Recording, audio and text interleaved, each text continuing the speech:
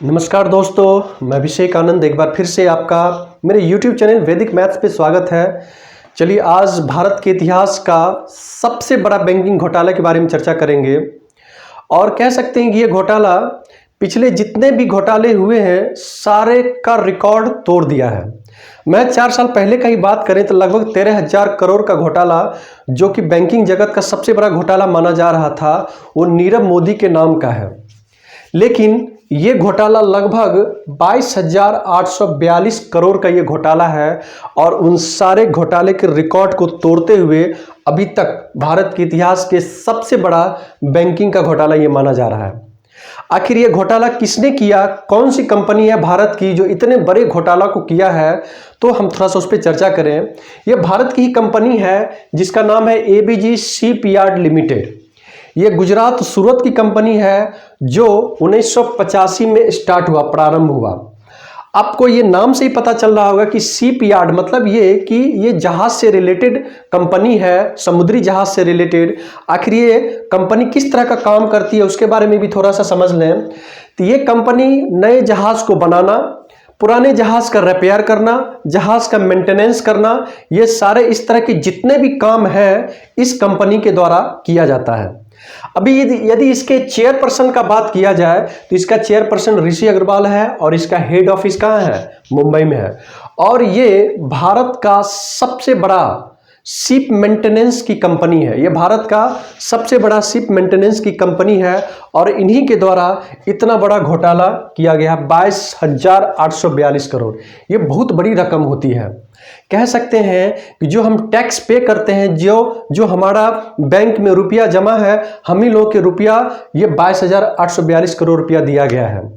अब इसमें सबसे ज्यादा अफेक्टेड बैंक कौन सा है तो थोड़ा सा चर्चा करें। आईसीआईसीआई बैंक 7,089 करोड़, सबसे ज्यादा इन्हीं को चपत लगा है।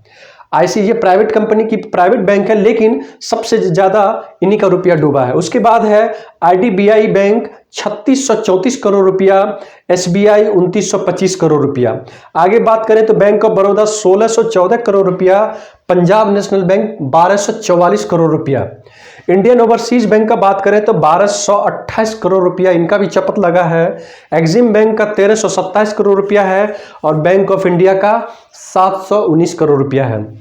स्टैंडर्ड चार्टर्ड बैंक का 743 करोड़ रुपया का घोटाला हुआ है।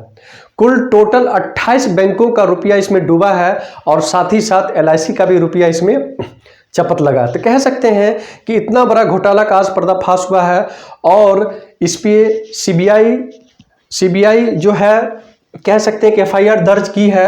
अब पता नहीं कि रुपया कब आने वाला है, लेकिन सबसे दुख की बात यह है कि ये जो घोटाला का जो समय काल था 2012 से 2017, कह सकते हैं कि 2012 किसकी सरकार थी तो मनमोहन की सरकार थी और 2014 के बाद हमारे मोदी सरकार थी, लेकिन इस पे किसी का ध्यान नहीं गया, ना तो बैंक अधिकारियों का ना ही सरकारी सिस्टम का, कि इस चीज को पकड़ पाए कि इतना बड़ा घोटाला यहाँ पे हो रहा है।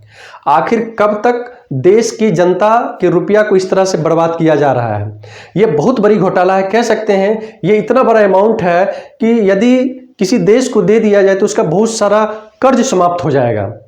तो प्लीज आप लोग अवेयर होइए, देखिए कि कितना बड़ा घोटाला अभी सामने आया है। अब इसमें कुछ नहीं, क्या हो सकता है, एफआईआर हुआ है, उसके बाद एक जांच कमेटी बैठेगी और जांच कमेटी को जांच करते करते 4-5 साल 10 साल बीत जाएगा, तब तक केस चलता रहेगा और जो रुपया जहां पे फंसा हुआ है वो रुपया वहीं पे रह जाएगा।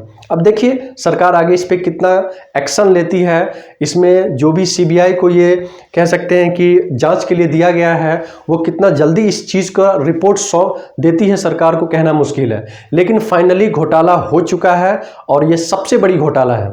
चलिए, तो बहुत दुख की बात है कि इतना बड़ा घोटाला हो जाता है और हमारी सरकार को, सरकारी तंत्र को कह सकते हैं या फिर बैंक के अधिकारियों को पता भी नहीं चलता है। और आम जनता यदि जाए बैंक में एक लाख रुपये का लोन लेने के लिए भी तो उसको ढेर सारा प्रोसेस करना पड़ता है, ढेर सारी कह सकते हैं कि मिलता ही नहीं है, जल्दी लोन ही नहीं मिलता है। और यहाँ पे 22,842 करोड़ का घोटाला हो गया और हमारे बैंक अधिकारी को पता ही नहीं है।